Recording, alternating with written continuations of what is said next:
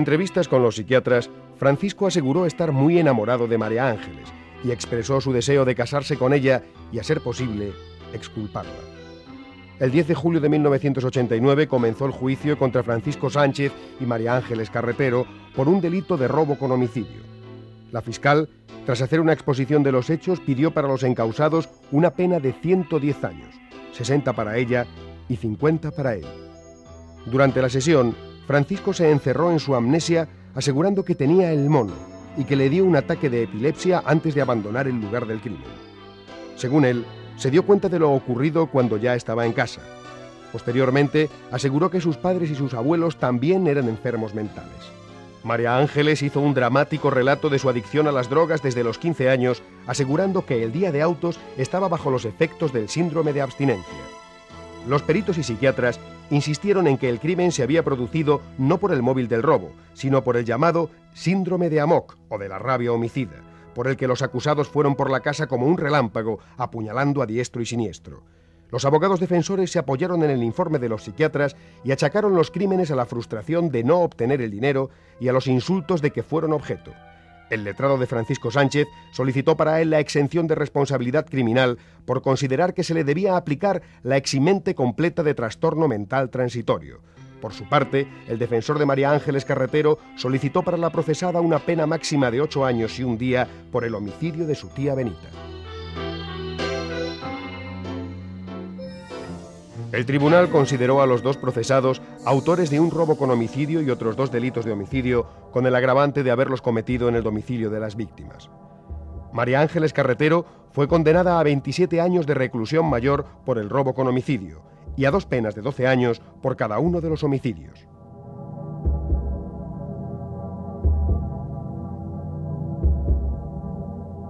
Para Francisco Sánchez, el tribunal estimó la circunstancia incompleta de trastorno mental transitorio, imponiéndole 24 años por el robo con homicidio y 2 penas de 10 años y un día por los otros 2 homicidios. Bueno, Manolo, la sentencia no fue recurrida, pero hay bastantes dudas que quedan abiertas, ¿no? Como por ejemplo, ¿tenían un acuerdo previo ellos y luego no fue probado? Vamos a ver, eso es donde los abogados hicieron más hincapié precisamente a la hora de solicitar que no se tratara de un robo con homicidio, sino de un hurto como consecuencia de unas circunstancias ajenas se había producido luego el homicidio. ¿Por qué? Pues porque si hubieran estado de acuerdo, si se hubiera podido demostrar que estaban de acuerdo para ir a cometer el atraco, a cometer el robo, aunque no tuvieran intención de matar, evidentemente eso es una circunstancia sobrevenida, sí que se podría hablar de que había habido un asesinato premeditado. Claro, porque había habido una confabulación previa, se habían juntado para cometer ese delito. Eso es lo que no quedó claro. Por otra parte, a mí me sorprende una cosa. Desde luego, es un crimen tremendo. Es un crimen en el que hubo una violencia extrema. Pero sí me sorprende, no sé si a ti, supongo que también, que no recurrieran. Claro, tú me preguntas, ¿por qué no recurren? Es que es muy raro. Pues sí, pero no recurren, yo te voy a explicar por qué. Estamos hablando de una pareja que son absolutamente lumpen puros. Han vivido en una situación muy, muy rara, muy difícil. La chica drogadicta desde los 15 años, él con muchísimos problemas y en fin. Ellos lo que quieren es cumplir cuanto antes. A ellos no les soluciona. Primero, no tienen dinero. Los abogados cuestan mucho dinero. Pues la gente empieza siempre a decir, no, yo se lo digo a mis abogados y vamos a presentar una demanda. No, perdona, eso cuesta mucho dinero. Y cuando tú tienes una sentencia en contra, como es en este caso, recurrir, hacer cada recurso que haces cuesta dinero. También. Claro, ¿de dónde lo van a sacar si ellos no tienen dinero? Son una pareja que están absolutamente casi en la miseria. Por eso quizá no recurren los abogados. Yo tuve en aquel momento acceso a algunas de las declaraciones de los abogados y sí que manifestaban su estupor, ¿no? Porque, claro, ellos decían, nosotros hemos hecho todo lo posible y, sin embargo, no han querido que se efectuara el recurso. Pero la explicación es esa, sin duda alguna, no hay otra explicación. Oye, ¿tú crees que estaban bajo el síndrome de abstinencia cuando cometieron el crimen? Buena pregunta. Precisamente eso es una de las cosas que sí que podían determinar el que hubiera alguna circunstancia atenuante o incluso alguna circunstancia, alguna eximente incompleta. Pero claro, ¿cómo se demuestra si están o no están con el síndrome de abstinencia? Evidentemente, al tratarse de 2 personas drogadictas que tienen una trayectoria de drogadicción importante, que siempre están consumiendo, que hay testimonios que dicen que tienen que tomar cada día 1 gramo de heroína, 1 gramo de heroína cada uno. Estamos hablando de al precio en aquella época igual 20.000 pesetas, 10 y 10. O sea, no estamos hablando... Hay que conseguir mucho dinero. Hay que conseguir mucho dinero. Entonces, claro, puedes obtenerlo de muchas formas, trapicheando con droga, entre comillas, trapichear es comercializar tú a pequeña escala, robando, atracando o haciendo lo que sea. ¿Sabes lo que te quiero decir? Entonces, el síndrome de abstinencia, ¿cómo se le aprecia? Pues no se puede apreciar porque en ese momento no hubo testigos que pudieran acreditar que tenían el síndrome de abstinencia. Son ellos los que dicen que sí que lo tenían. Y por eso se les aprecia una cierta atenuante. Por eso y por su trayectoria. O sea, los peritos y el juez pidió testimonios periciales y entonces se demuestra efectivamente que, claro, hay una trayectoria que indicaría que tal vez estuvieran bajo el síndrome de abstinencia. Y a esa posible situación se suma una discusión con su tía porque no les da dinero. ¿Puede ser el desencadenante? Yo estoy convencido de que sí. Vamos a ver, en psicología y en psiquiatría hay una de las características que determinan la suma violencia, la extrema violencia, es precisamente eso, que haya un desencadenante. Esta chica había robado a su tía varias veces. Esa chica sabía que en ese matrimonio, el matrimonio donde su tía estaba haciendo de doméstica, tenían muchísimas joyas y tenían dinero. Esa chica era siempre recriminada por su tía. O sea, la tía siempre recriminaba a la sobrina. Decía, no hay derecho, ese tío no te interesa, en fin, todas estas cosas que suelen decir las personas mayores a los jóvenes. En ese momento, cuando están tomando el café, la tía, eso sí que está perfectamente demostrado, parece ser que sí, que no hubo ninguna contradicción, recrimina de nuevo a la sobrina, puede intervenir en ese momento quizá Francisco, y al intervenir Francisco y salir en defensa de la sobrina, recibe unos insultos de parte de la tía, y en ese momento, como si hubieras dado a un botón, se inicia la tragedia. De María Ángeles se supo que esta era adicta a la heroína, al igual que su novio, Francisco Sánchez Medina, de 28 años, y que los dos, según sus propias palabras, estaban muy pillados por la droga y necesitaban inyectarse entre 1 gramo y 1,5 gramos de caballo diario. Es decir, que necesitaban una gran cantidad de dinero. Un dato extraño, pero que no llegó a despistar a los agentes, fue el descubrimiento de que María Ángeles acompañó a su padre y a otros familiares hasta el Instituto Anatómico Forense para formalizar el entierro de su tía. Allí se mostró muy afectada por lo ocurrido. Se negó a contestar cualquier pregunta relacionada con los crímenes. Cada vez que se le preguntaba si llevaba un machete habitualmente o sobre las muertes, la joven replicaba, prefiero no contestar. Los peritos en este caso dejaron claro que tanto María Ángeles como Francisco eran psicópatas. ¿Qué quiere decir eso, Manolo? Bueno, los peritos lo que apreciaron es que había una psicopatía en ambos. Lo que pasa es que la psicopatía que había en ambos era producida de dos diferentes maneras, desde mi punto de vista.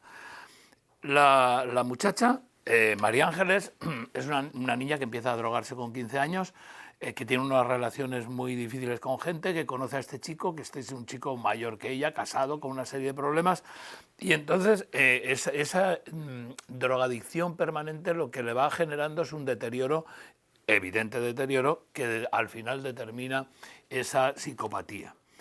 La psicopatía solo se manifiesta en determinados momentos de la vida, por ejemplo, ante una reacción como la que tuvo el día del crimen, que parece que está demostrado y probado que ella es la primera que agrede a su tía en el momento que trataba de escapar. Eso es una de las cosas que quedaron más o menos claras en el juicio, porque ya sabes que empezaron a echarse la culpa el uno al otro en determinado momento, y claro, entonces ahí se produce un pequeño follón. Él, por otra parte, él no es un psicópata de libro, no es un psicópata de perfil. Te explico.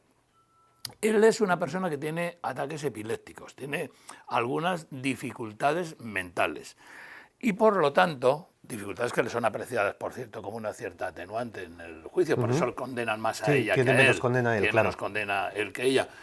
Esa epilepsia lo que le produce es a él, además de su propia falta de control de reacciones, también le produce una sensación de inferioridad.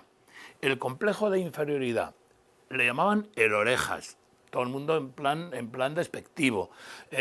Todo ese tipo de cosas lo que determina es que en un momento determinado tenga una reacción violenta, rabia asesina, que se llama así, que es el síndrome de Amok. Síndrome de Amok. Explícanos un poquito más qué es eso.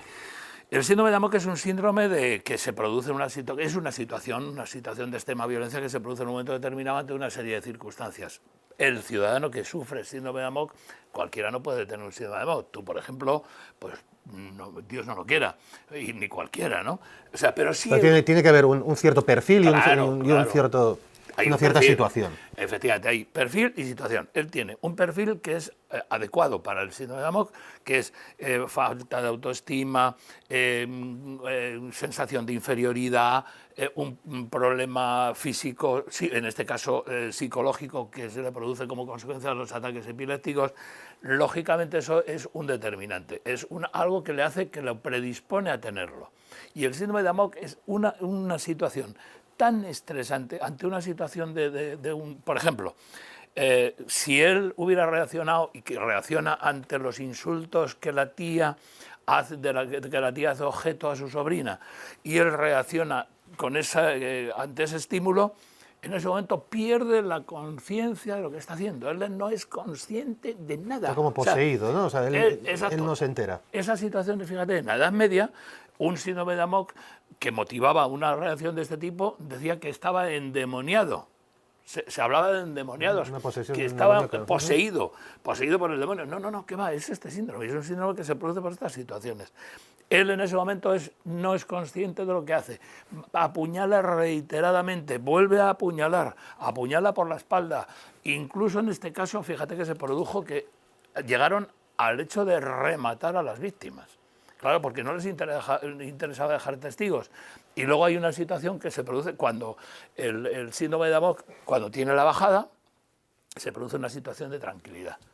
Tranquilidad incluso pues de cierta laxitud, que es lo que le ocurrió a este realmente.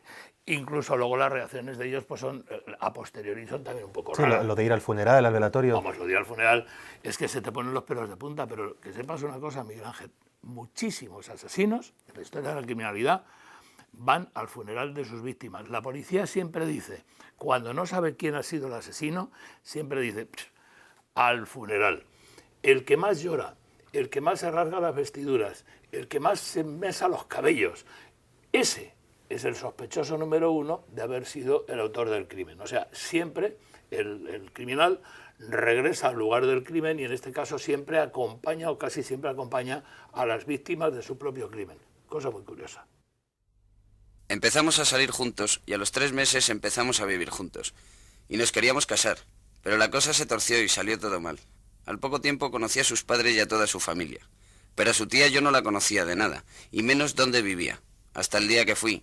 Y fui porque tuve que ingresar a mi hijo en el Gregorio Marañón, que se había puesto malo un día antes. Y tampoco sabía que ella había ido a ese piso más veces, y fue a robarle a su propia tía, puesto que ya lo había hecho otras veces, cosa que yo ignoraba y caí en la trampa, como un tonto. Hemos recorrido el tenebroso callejón sin salida de las drogas duras. Si hay un principal culpable del caso de hoy, probablemente sea la heroína. Es el opiáceo ilegal más utilizado como droga de abuso. La heroína produce una adicción irresistible y es durante la abstinencia que los adictos pueden llegar a cometer crímenes, pues la urgencia de volver a consumir es tan fuerte que son capaces de agredir y robar incluso a su propia familia.